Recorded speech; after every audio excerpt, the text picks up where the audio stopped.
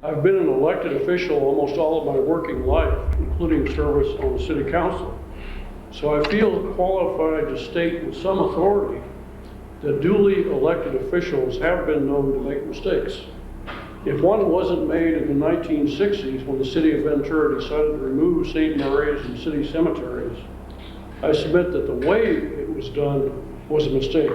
To the city of San Buenaventura, in writing this, I hope the Ventura City Council members will somehow find it within their hearts to make decisions to correct the moral, ethical errors and illegalities made by the city in the 1960s regarding St. Mary's Cemetery, now known as City Memorial Park.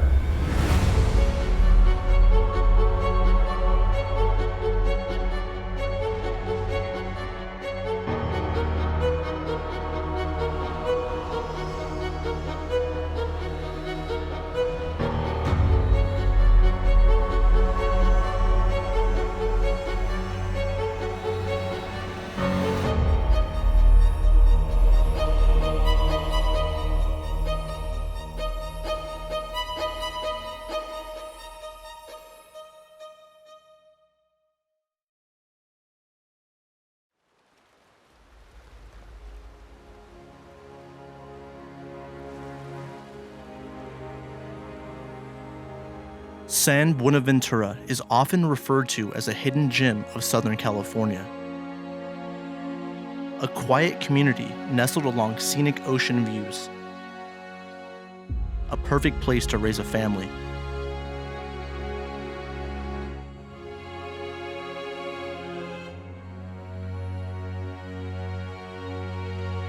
A city that is full of culture and history.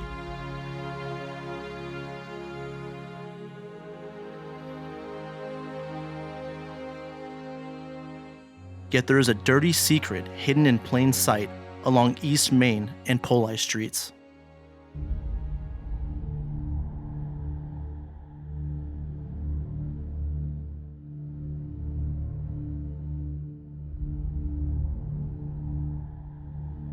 Welcome to News Talk 1520 KBTA. And we would like to say good afternoon to Steve, and I'm going to let you say your last name for us, please. Steve Schlater. Schlater. Welcome to News Talk 1520 KBTA about saving St. Mary's Cemetery. Thank you. You're welcome.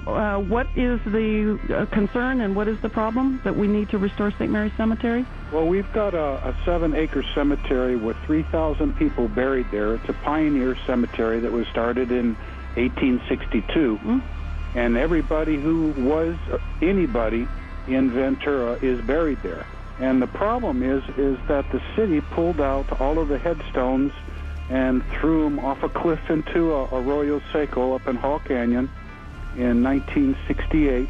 Whoa. And they thusly changed the 7-acre cemetery into a park, which is illegal.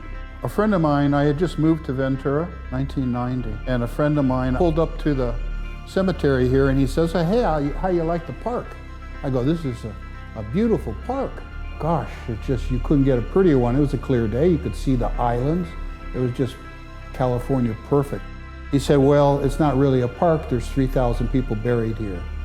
Oh, give me a break, come on.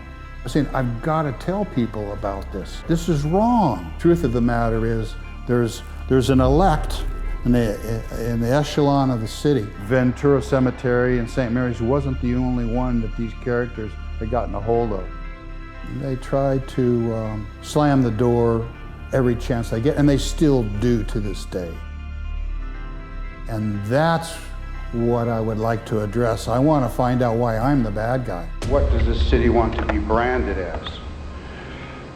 Do we want to brand this city, San Buenaventura, as 7,000 desecrated graves by the sea,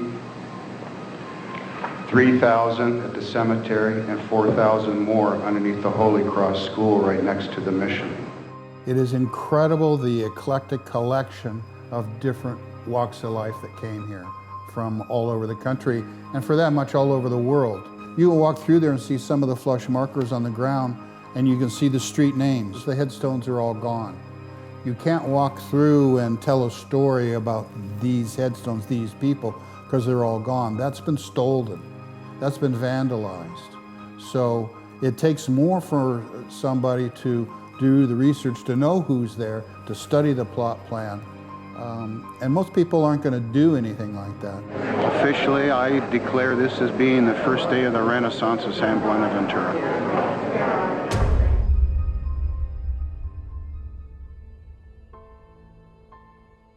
12 years after Steve's testimony in a grand jury investigation, he continues to honor the 3,000 immigrants, veterans, and pioneers buried in what is now known as Cemetery Memorial Park. We'll just have a simple allegiance and a prayer and a presentation of the colors and taps.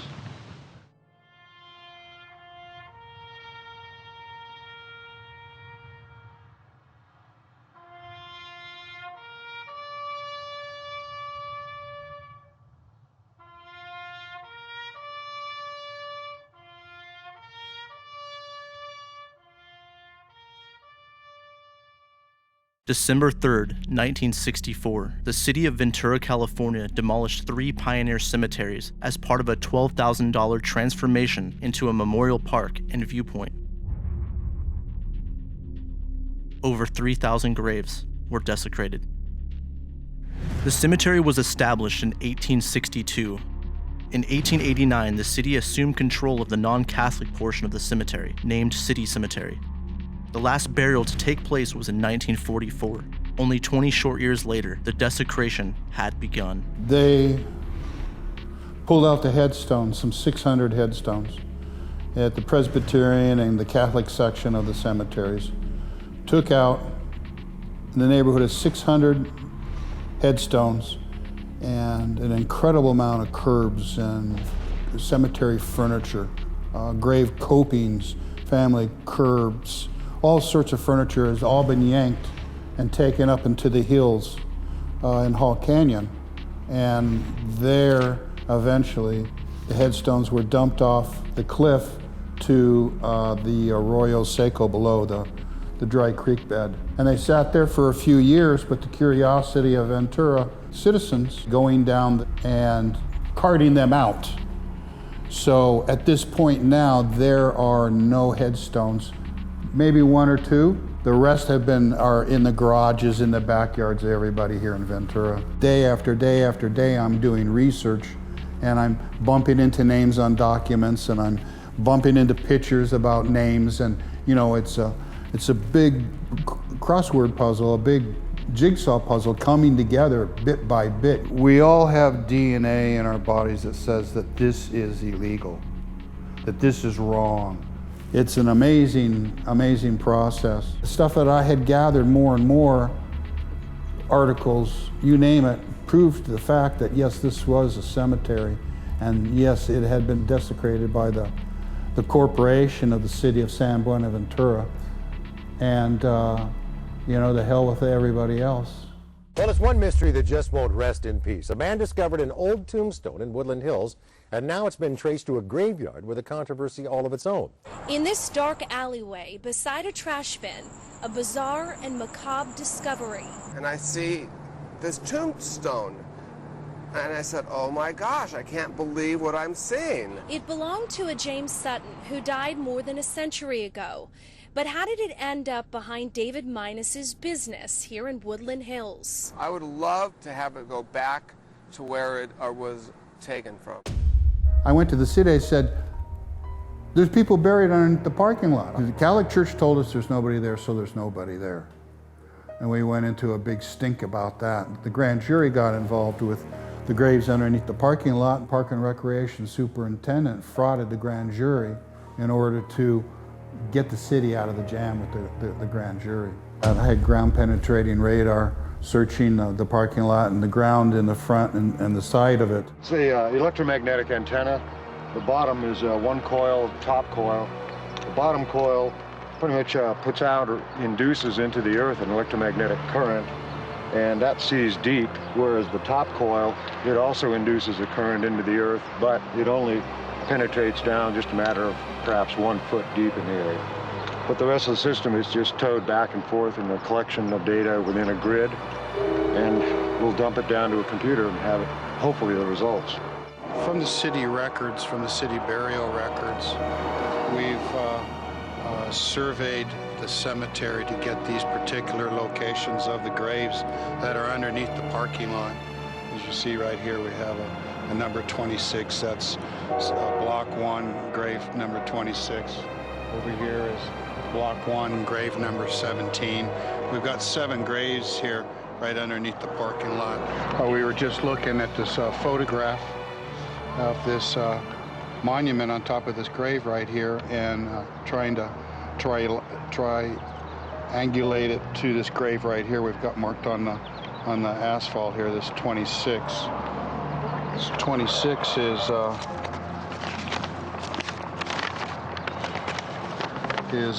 John Riveron. He was buried here in 1911. Oh, my maximum penetration is 2 feet. Wow. I know, that's not much at all. Any radar, they all have the same working principle. Yeah. It's going to be the same. I was going to bring an identical one to what they had, made by the same company, right, but it's on a job. But this is you know, comparable or even better. The city had got their contractor who does all the ground penetrating radar for electrical lines, oil lines, you know, he has a contract to do everything. They had him go to the parking lot and say there's no graves there with his electronic stuff, and the place is clean as a whistle. And he came out with a report to that effect. I called Leo up, I said, could you come up? You know, he said, I'll be there next weekend.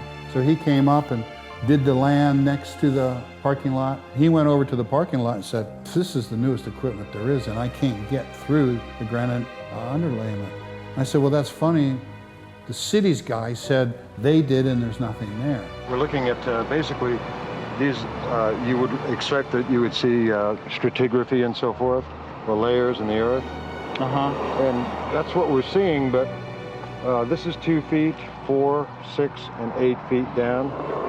There's actually only data happening. Things are going on down to a depth of 2 feet maximum. Oh, everything gets fuzzy after that. Yeah, it's basically signal attenuation, which is nothing. It's like echoing. There's nothing. It's too conductive to penetrate. If that's 2 feet, that's nothing. Yeah, this is 4 feet. Okay. Yeah, that's the 2 foot mark. Well, Maximum depth. Shouldn't even be looking at anything in the 2 feet area.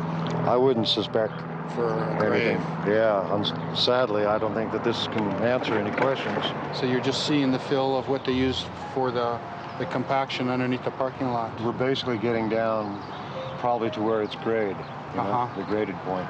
That's it. It's still the cleanest earth I've seen. I mean, even Phil Whalen, our chief geophysicist, and my partner, he looked at it and he said that's very unusual that the earth would be that clean anywhere. Even 18 inches to compact the soil before they laid this asphalt down. Because there's got to be, I mean, from as old as this site is, 54? there's debris. There's got to be debris. Yeah. For lack of a better word, you'd almost say it's too clean, you know? But usually for a parking lot, when you put a parking lot in, is you don't grade it any deeper than 18 inches. No, I mean, it's like... Because your weights are trucks and cars, so there's no need to go deeper.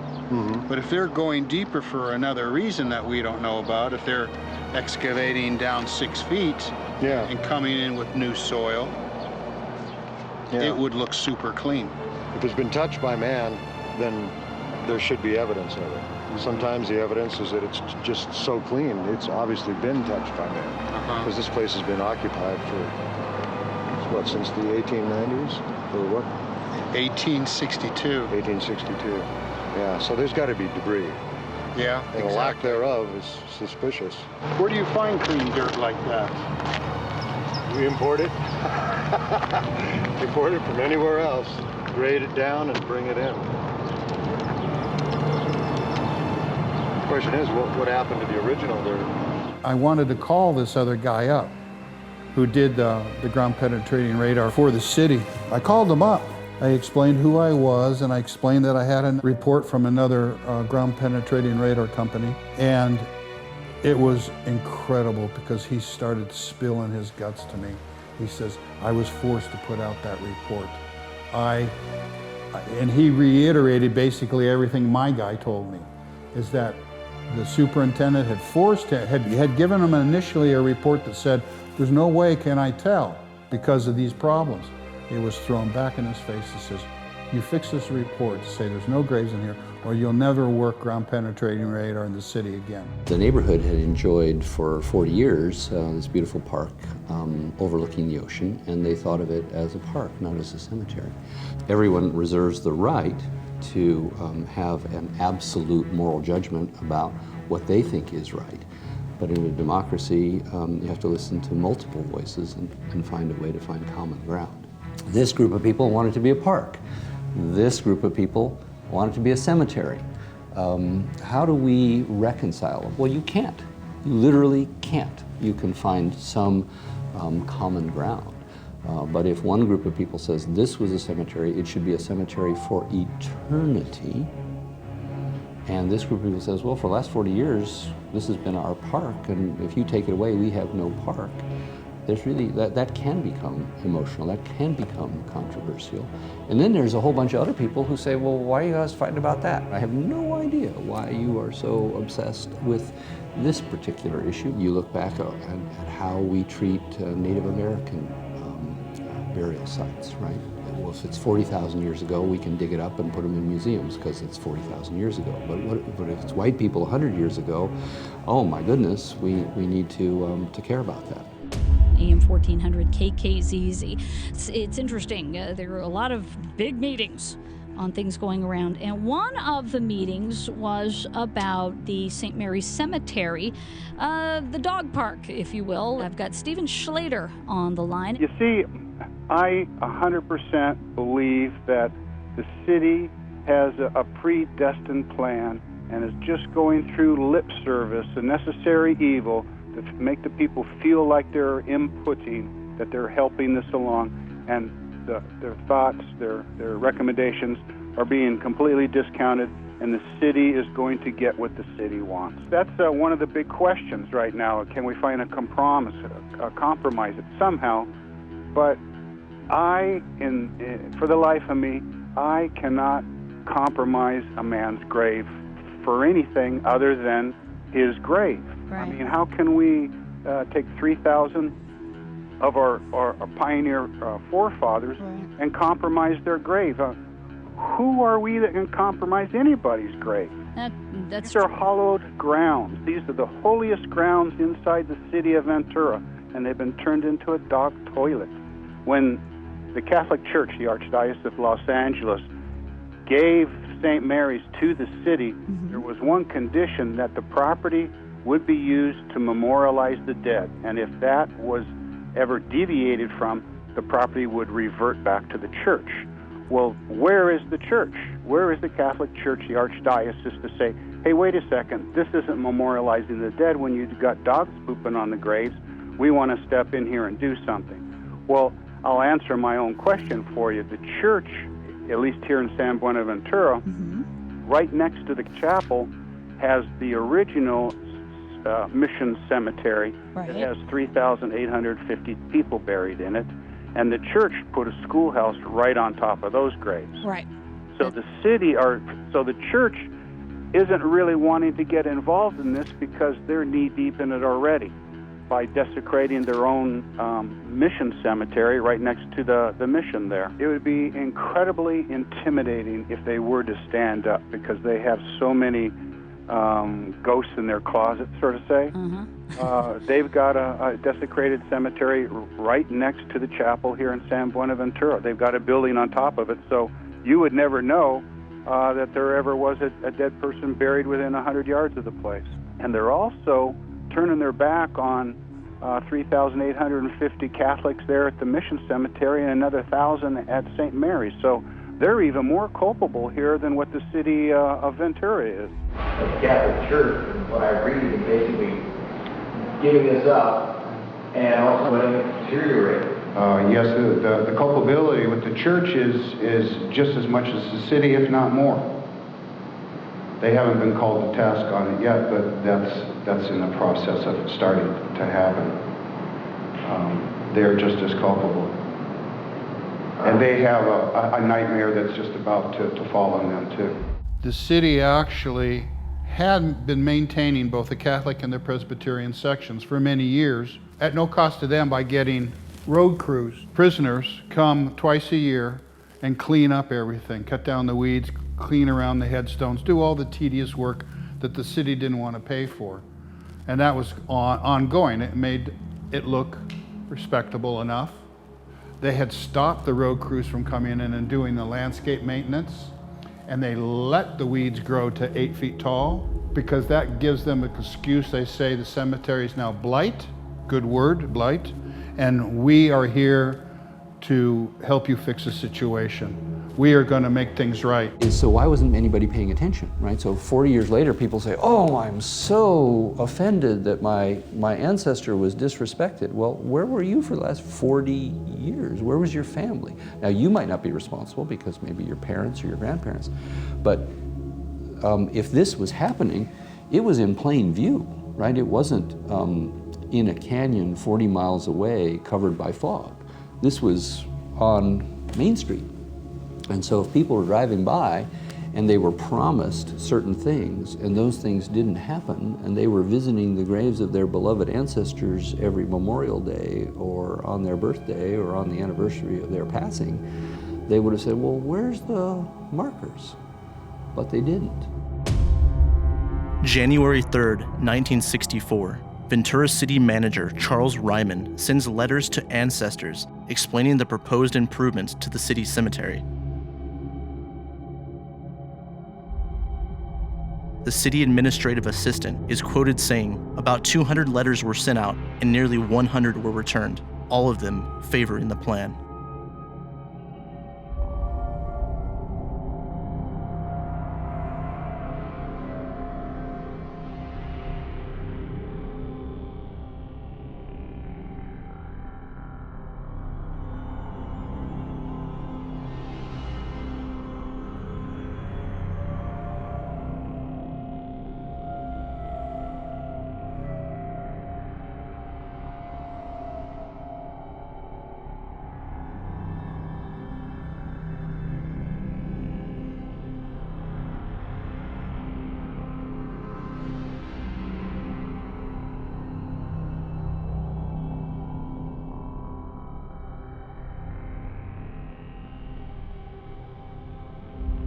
Dr. James Dietz, UCSB colonial archaeologist, photographs the desecrated monuments.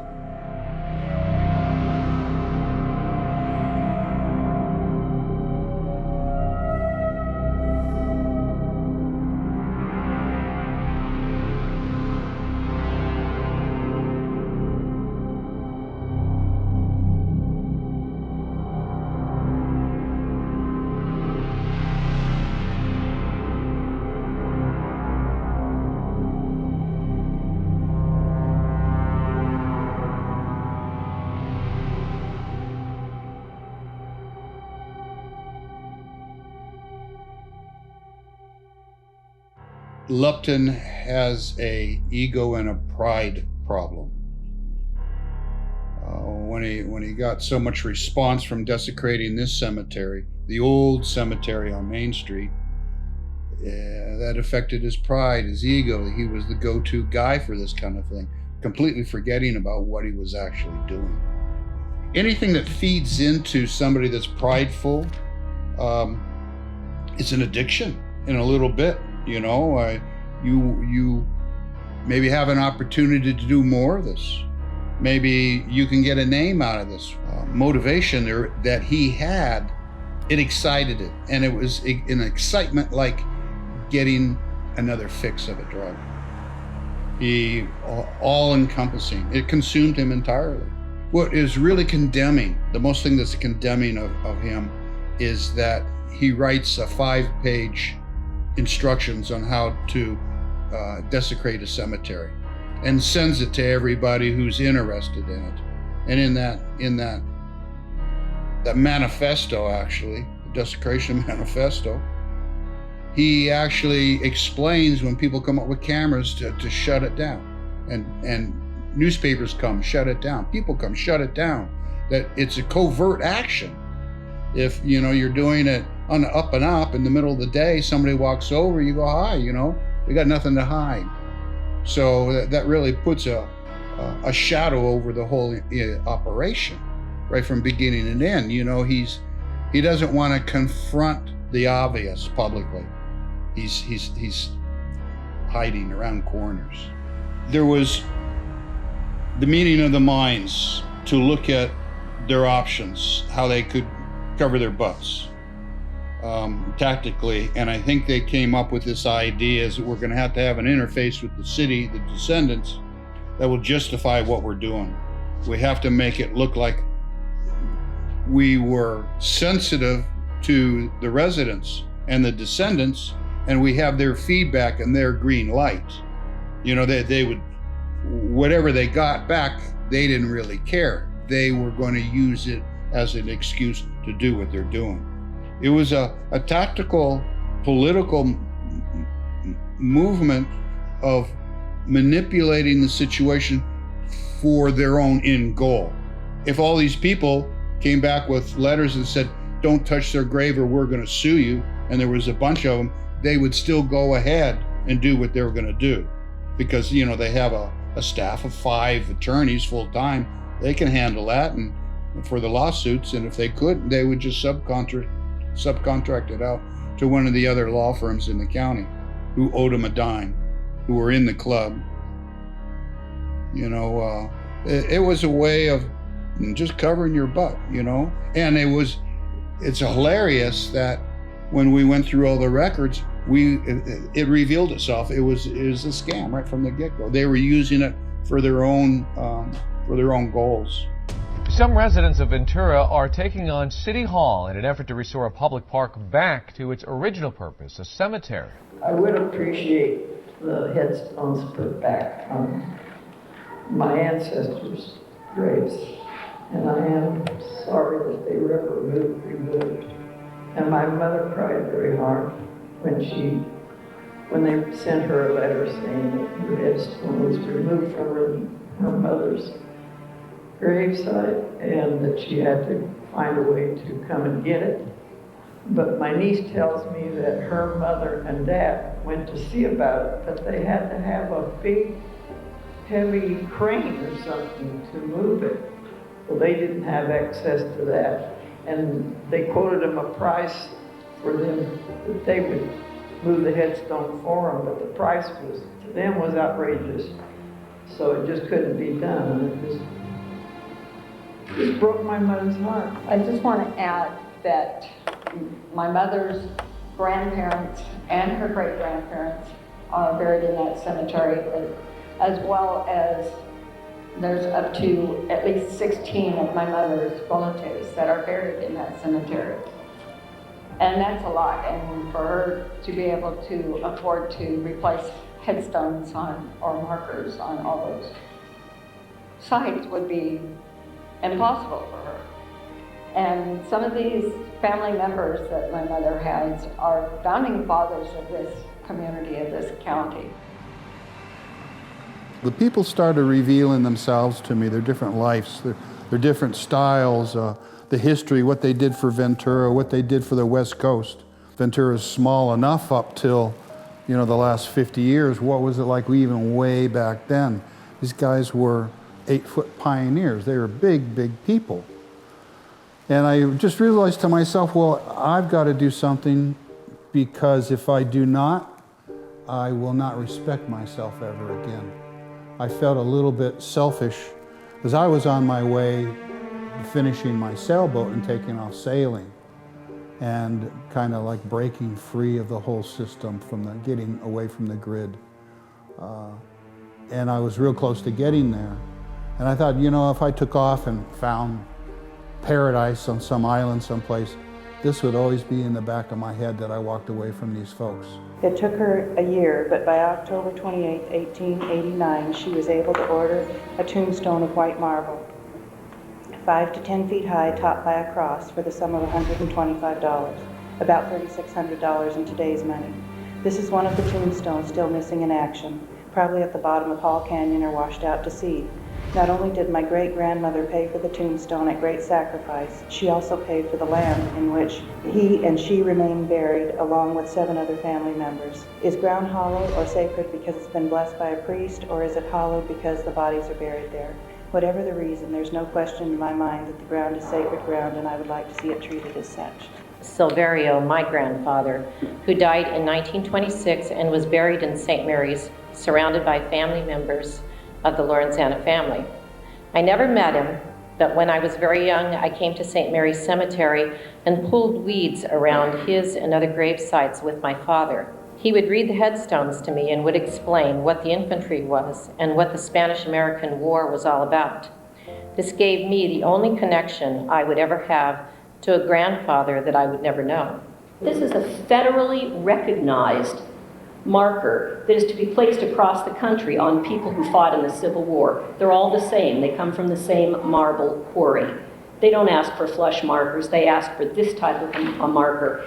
If you go today and have a look at the Oliva markers, you'll see that they're located right next to the curb at the edge of the cemetery, which means there must be people interred under the parking lot. I did say that if you're not going to return it to a graveyard and restore the place, because it is, it's history of Ventura County, you should name it the Rodney Dangerfield Park, because those people aren't getting any respect. An effort to resurrect an old cemetery in Ventura is gaining momentum tonight, trying to return dignity to the people buried there, calling the city's attitude disrespectful. 7 acres of rolling seaside park where neighbors let their dogs run. But to preservationists, it's something much worse. This is grave desecration at its most evil. If you look closely, you'll find a few dozen grave markers, the only indication of the 3,000 people buried here. Robin Blanchard says she has over 100 relatives buried here.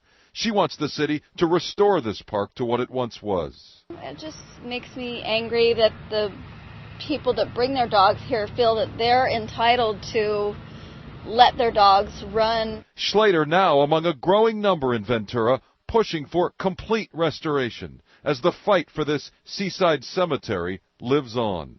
Private James Sumner fought against Cochise in the Indian Wars. He fought valiantly, was seriously wounded. Gunny, that's what they call him, says Sumner eventually moved to Ventura County, where he died in 1912, and as depicted in this military funeral reenactment, was buried in Ventura Cemetery Memorial Park. I don't want to get up in front of a city council and tell them what buttheads they are. Is that how you feel? That's exactly how I feel. You feel like they're buttheads. I would say if you're going to move one Medal of Honor recipient, you should also move the other 80 veterans that are buried here too. You don't want to see him move? I would rather not have him moved. We haven't had to answer this kind of question in decades. So somebody has to make a decision, and I think that given the timeliness, as you've said, of Memorial Day, maybe it's time to make a decision. The city notified the families of the deceased of the planned development by mail, sent letters to all local churches, and published articles about the project in local newspapers. And at this time, people were given the option to take the headstones. Is that correct? And did some people come claim the headstones before they were all, and then what happened to the rest of them? We began moving the headstones in 1964. There was about 600 headstones that were moved to a park, what then was a park department site, where they had their office space and their yard.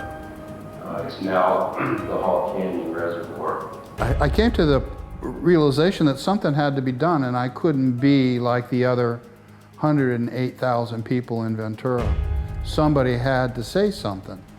And I had my personal dreams and aspirations and goals in my life, and that was a full-time job. But it seemed like if I made a decision to do something, I'm going to have to give up something. So the chips were on the table. It wasn't just a fad or a fashion or just kind of a cool thing to get into. It could take some real commitment, and at that time I had no idea how much. How do you look into a deep well and know how deep the thing is?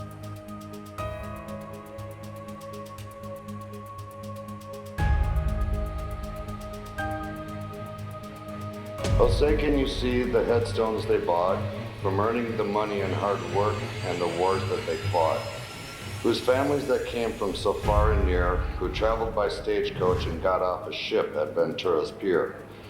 They laid our roads, our buildings, and even our houses, and after all their hard work, they took time to bury their children and spouses. They came to Ventura with their golden dreams, only to be laid to rest and disrespected, it seems. A cemetery is a place of rest for our historical past, a place that is sacred and meant to last. America the beautiful, and so it should be.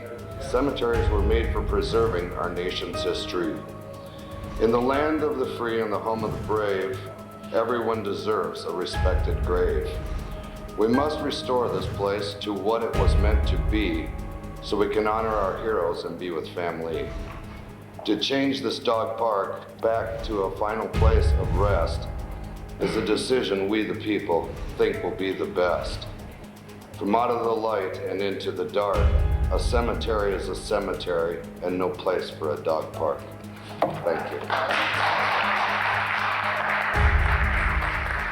Somehow or another, I found out about a Freedom of Information Act. I had no idea what that was. And I found out that the city was a public corporation and could not conceal, or supposedly could not conceal anything from the public because they work for the public. So I could solicit them with the Freedom of Information Act and request documentation anytime in the past on anything. So I started asking them for Freedom of Information Act stuff. And one of the first things I asked them for was the burial list. Who's buried there? I wanted to see if there was actual record of the people buried there. And this is back when I didn't know anything. Nobody knew anything. There was nobody talking about the cemetery. So when I actually got the list, and I sat there for probably weeks, just going through the list page by page.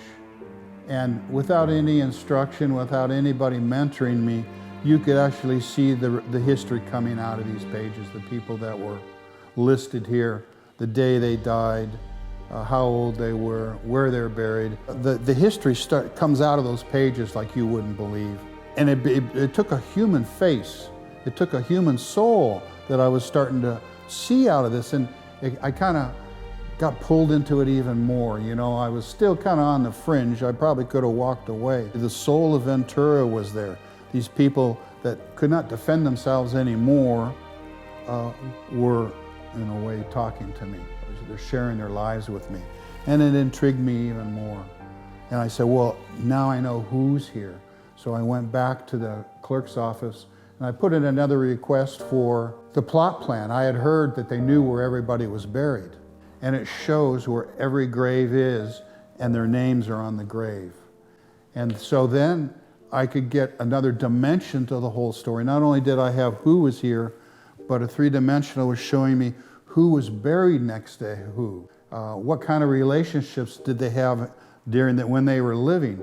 Families were buried with family, and there was soldiers who were buried with soldiers, and it was incredible what was being shown to me. My name is Gregory Freeman Webster. My great-great-great-grandfather was buried at Cemetery Park in a 10-by-20 plot. As I got older, started hanging out with my grandpa, James Brackett Webster.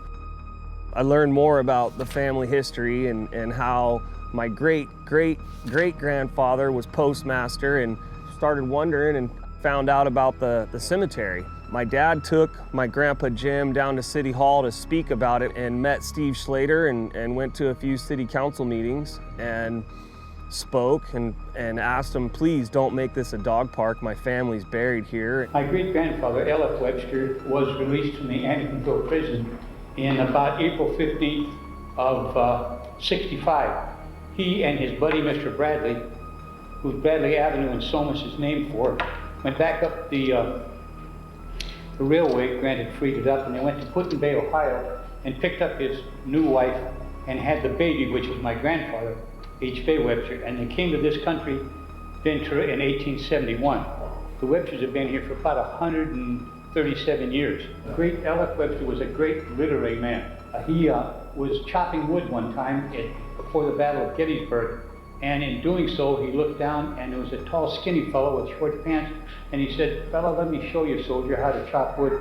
And it was Lincoln. They still voted to make it a dog park, which is humiliating to my family. I'm speechless. I'm just speechless how somebody could desecrate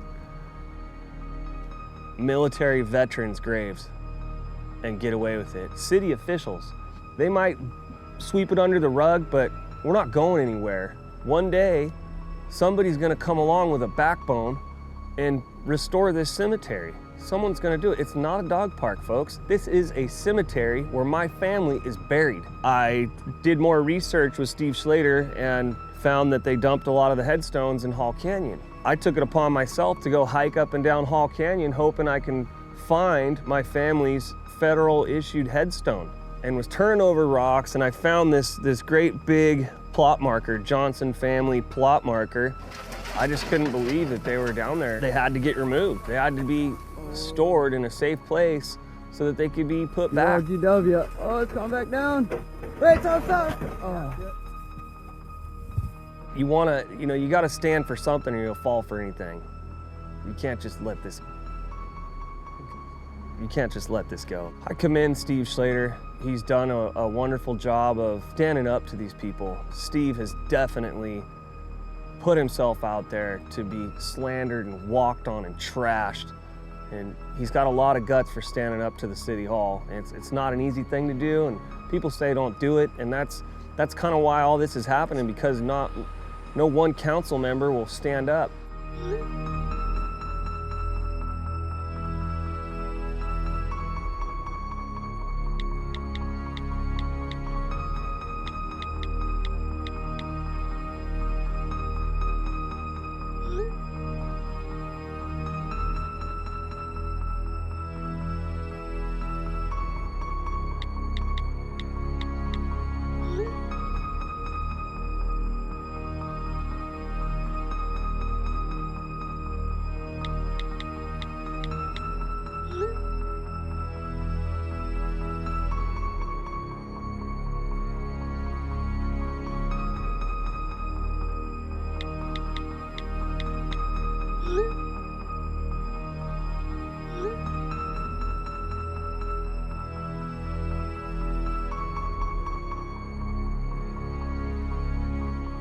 Well, they haven't done anything legal to begin with. It's all illegal.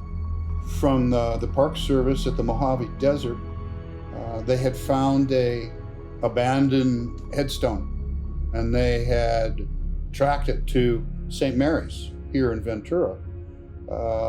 They looked at it as something being very serious because it's a federal national park, so everything has to be reported. It was pretty evident a crime had occurred.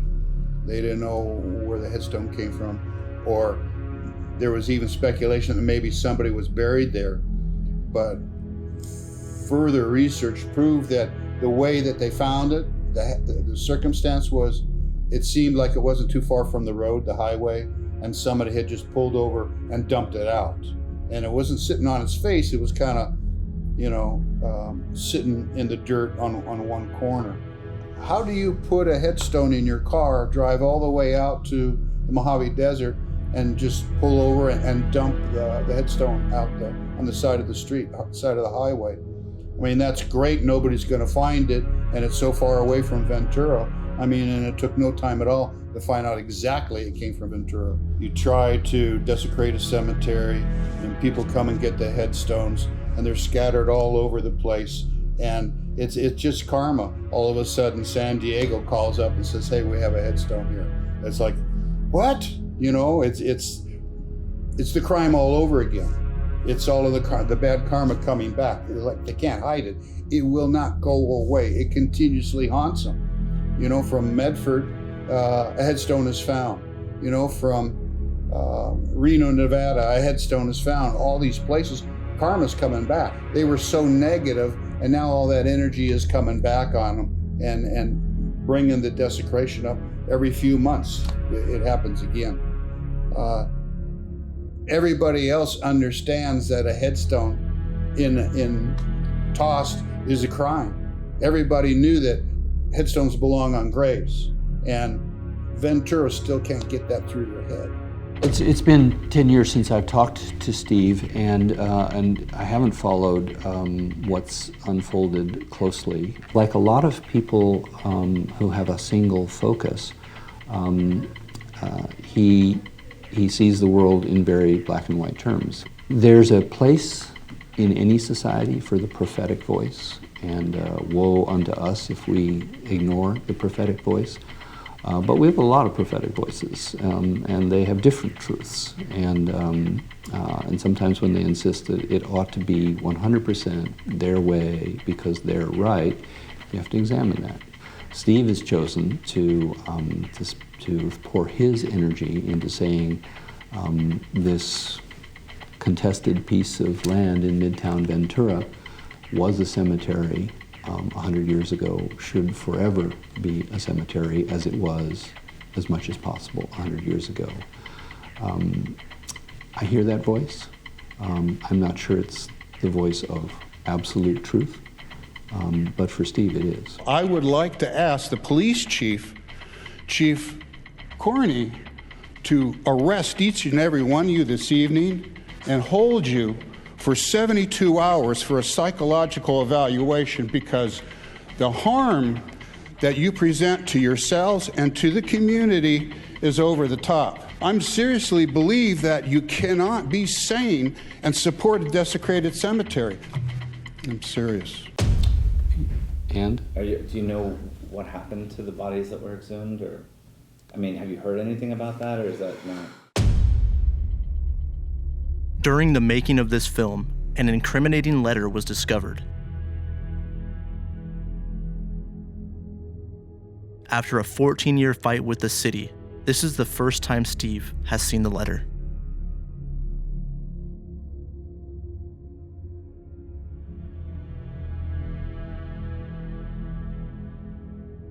The park director has informed me that you have completed the transfer of remains that were moved because of the repairs to the Civic Recreation Center. Well, this is proof of what we thought the whole time, and we could never prove. We couldn't find the murder weapon. And this letter is the murder weapon. This is tangible proof. But I just had a gut feeling there was people underneath the rec center, and we've always known for years and years and years that there was people underneath the parking lot, 7 people. I just never went to think that if they put a parking lot on top of 7 Catholics, they're going to put a building on top of who's ever there too. I mean, they're not going to move anybody. And I think this is the crux of the whole thing right here. This is why they're scrambling and lying and doing all the things that they've done since day one, is to hide the fact that they built right on top of graves. They've known it all the way along, and so is the Archdiocese of Los Angeles. They've known they've built right on top of graves. As you know, the cemetery developed with different pieces over different years, right? So there was a period probably when Native American remains were on the site. There was certainly different faiths, Jewish faith, Protestant faith, Catholic faith, St. Mary's Cemetery. Not completely accurate records, as I understand it, were kept of where everybody was. And so I think there was, again, when I went back through the record, I found that there was controversy over that, and so we commissioned actually a study, and we went over the ground to see if we could forensically unearth what the actual history was and whether there were bodies of loved ones that were buried in particular places. I don't remember all the details of that. It's been 10 years, but I do remember that we really tried to go back and figure all that out, and if new evidence has surfaced that would shed light on that, I think that's helpful. One of the rumors that is going around town is that the cemetery's been desecrated for 40 years, and now why the big stink? Yeah. And I wanted to prove that this big stink has been going on before the city actually grabbed the cemetery. So what I got here, this is a 1922 photograph, a 1929, excuse me, overhead photograph of the cemetery. Here's the Catholic section, and you can see trees planted in a giant cross. And here's the Presbyterian section that shows the cemetery. This is a walkway, just a path that people have traveled through. And then the next photograph, here is a 1946 photograph, and you see the trees aren't as distinct anymore that show the cross here in the Catholic side. And a lot of other bushes have been planted up here. And there's some grass and whatnot, the walkways. This is 1946, right after the war. Okay, so then what we have is, this is 1958. And I notice a difference here. A big difference. What are these white things on the Protestant side here? Well, first of all, this was the recreation center that was put in by the city on the Western 110. Yeah, I remember that. I used to go there as a kid. Right. There's some graves underneath the parking lot that everybody's denying, but the burial list says that they're there. And as you can see, this is 58. It was put in, the rec center was put in 55. But what you have here is, it looks like, from my interpretation, is all of the descendants went to their families' graves and poured concrete copings over the top of their graves to protect them from the pending encroachment, the interpreted encroachment by the city. If the city had grabbed this, there was a rumor out, I guess, that the city was going to come after the whole cemetery. The recreation center, the history of that, it slipped on the foundation, and they had to red tag their own building, and they couldn't use it, so they went in and put pilings along the foundation, concrete pilings into the dirt, to try and keep the building from slipping anymore, to try and save the entire structure, and it didn't work. And where they chose to put the pilings in the floor of the rec center, they happened to go right in through coffins and graves. And this letter is to not acknowledge the fact that the last of those remains have been removed, so they can go ahead and put the concrete pilings in to keep the rec center from sliding more. So this is the smoking gun right here. This is the proof. It's got to be against the law. This has got to be against the law, and this is why they've been hiding it, going everywhere to deny exactly this. And the wording is so condemning. People said, well, it's old cemetery. It's overgrown. It's falling apart. Why would we put money into that? Was it intentional in the sense of some Machiavellian conspiracy? Well, I wasn't there. I don't know. But actually, people make up more Machiavellian conspiracies than happen. I've been in the public sector for a long time. I know that mostly we put our pants on one leg at a time, and we try to get through the day and try to do a good job. We all have our blind spots. I worry what 40 years from now people will look back and say, what were they thinking? But if you look back 40 years and you say, well, why would they let this beautiful setting that contains so much history, why would they let that slip away? I think the answer was they were looking ahead and not behind. Reardon's connection to this whole desecration still hasn't shown its entirety. There's a lot more stuff here. Reardon was the county coroner, a paid job. He worked also on the city council, and then he had his own business as the mortuary just down the street. There's a lot of strange stuff there. There's kind of a conflict of interest that he covered everything that had to do with people dying, a coroner. He had the entire market covered up, which is really bizarre. I think that there is a conflict of interest. You can do one or the other, but you can't do it all. You can't corner the market like that.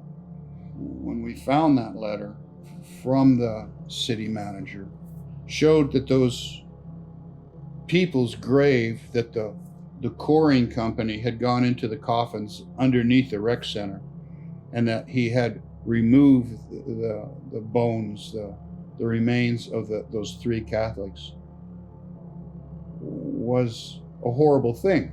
It's a smoking gun. And what is more horrible is I looked for documentation for those three graves to be exhumed. Anywhere, it's the law in the county, law in any county, that if you're going to exhume bodies, you have to first get a permit to exhume a body, so they know where everything's moving around, the human remains. Well, there's no permits that I could find. And there's no reburials anywhere in the county at any of the cemeteries. And at that time, there wasn't any other way of getting rid of the remains, the human remains. So it's a big question, where are those 3 Catholics now? Their remains for their families. What did he do with them? Did he throw them in the trash, or are they sitting in a little trophy case someplace? You know, and he's the professional. He's the coroner for the county. He's the city councilman, and then he has his own business, and poof, 3 people are gone. It doesn't supposed to be like that. It's supposed to be the opposite of that. To entrust somebody in those 3 positions that have so much power, and something like this disappears, that's horrible. Years later, cities throughout the country wrote Ventura asking how to desecrate their own pioneer cemeteries. Ventura's actions created a nationwide problem.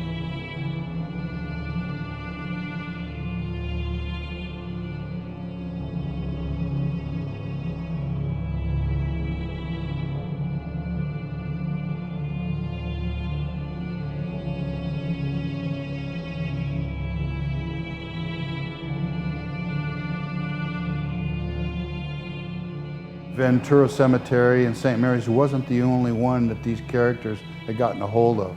The Archdiocese information made it very clear that the city of Whittier, the corporation City of Whittier, and the corporation of the city of San Diego were right in there, wanted to get rid of their pioneer cemeteries too, and had contacted Ed Lupton in the city of Ventura and were in full agreement to do it. They wanted to get rid of that piece of real estate, that mentality at that time and period, like right at the end of the Vietnam War, basically, the end of the 60s, 1972, 1975, I think they went down to San Diego and did it to that Calvary Cemetery.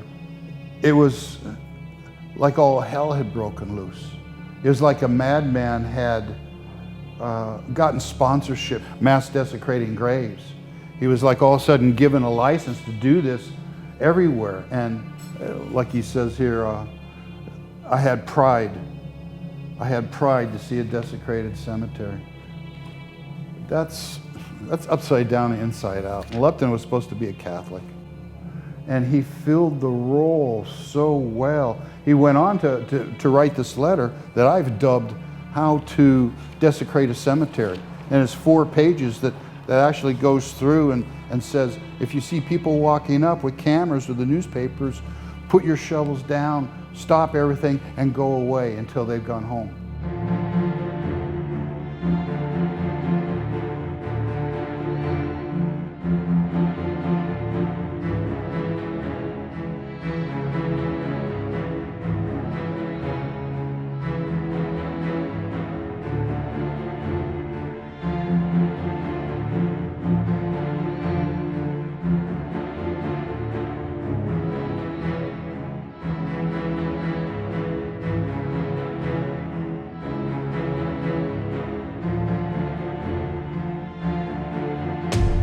Ed Lupton volunteered to take photographs of each crypt being opened.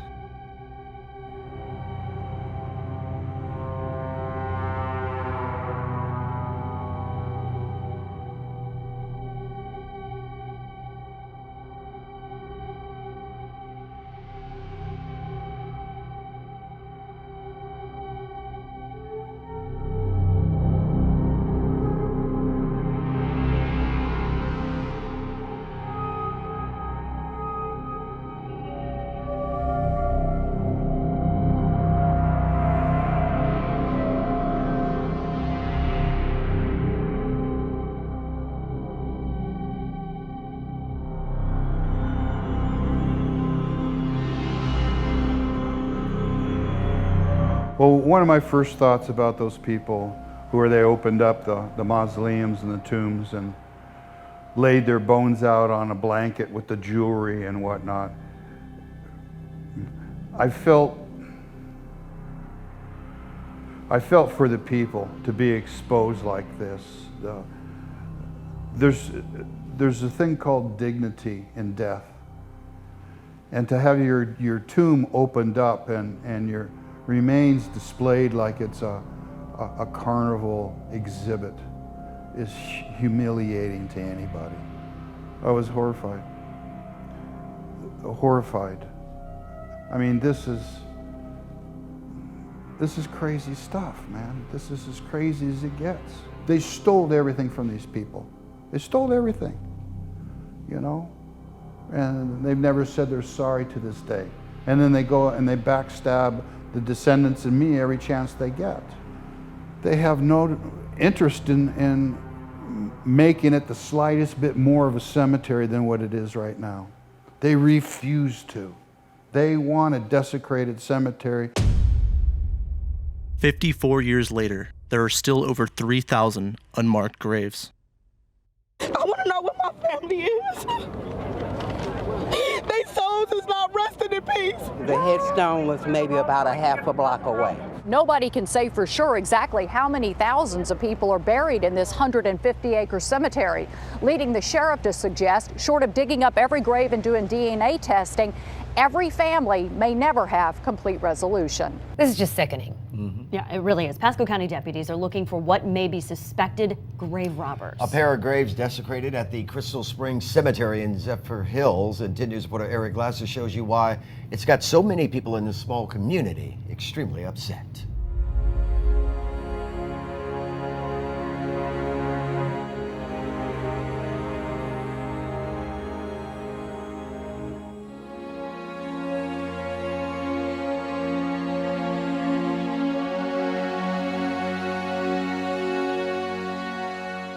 Like I said before, this is a deep well, and it goes down, down, down, down, down. And I've thrown rocks down there and never heard them hit bottom. So I don't know how bad these guys are. We all have DNA in our bodies that says that this is illegal, that this is wrong to desecrate somebody's grave. 1 grave or 3,000 graves. This is wrong. The only way, I think, to solve this is to get this situation to as many people as we can. When enough of people know about what's happening here, it will solve its own problem. It will just be done. The cemetery will be restored just as a byproduct of what's going on in people's minds and hearts. Not only here at this cemetery, but cemeteries all over the country. We'll start taking our heritage a little bit more responsibly, hopefully. Because we are our heritage. We're not the conquerors. We're the guys sitting on the giant's shoulders. Ladies and gentlemen, thank you very much for coming to our memorial today for Silverio Lorenzana. Silverio was one of 78 total veterans that is buried here in the cemetery. And every Memorial Day, every Veterans Day, we like to pick out one guy, one veteran, and honor him, including all the other veterans. And we come across Silverio this time. Spanish-American War, 1898.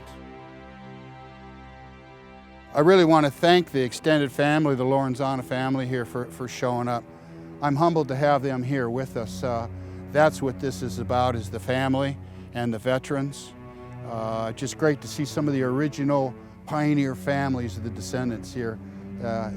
Puts me over the top. I'm very humbled to have all of you here to protest exactly what the city has done, is doing. We've been fighting the city, I have, for 14 years, trying to get them to restore the cemetery. It's not only the descendants, they refuse to mark the graves of the veterans that are buried here, which is federal law, but we're still fighting. You know, and that's why we're all here, because we're not going to give up. So this cemetery is a hard one to sell because it's in a desecrated state, and to have you people show up is fantastic because we're literally the underdogs in the memorialization of our pioneers and our veterans. You could have went to Ivy Memorial or some of the other fancy places and got all the bells and whistles, and we don't have that to offer you, but what we do have is 78 guys that deserve the very best and aren't getting it if we don't show up, that we don't do it. City isn't going to come over here and do this. They're terrible people.